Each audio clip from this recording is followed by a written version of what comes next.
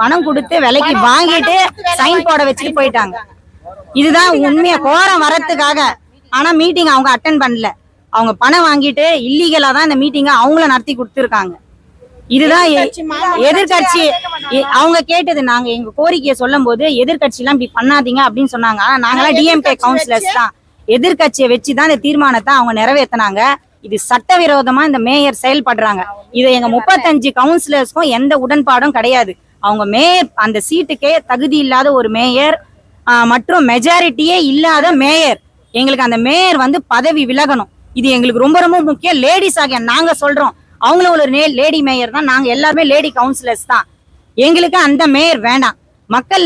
மக்களுக்கு நல்லது செய்யற மேயர் தான் எங்களுக்கு வேணும். மணி மைண்டடா இருக்கிற மேயர் எங்களுக்கு தேவையே கிடையாது. எங்க கோரிக்கையை செவி சாய்க்கிற மேயர் வேணும்னு எங்களோட முதலமைச்சருக்கே நாங்க இந்த பேட்டி மூலமா நாங்க தாழ்மையா கேட்டுக்கிறோம்.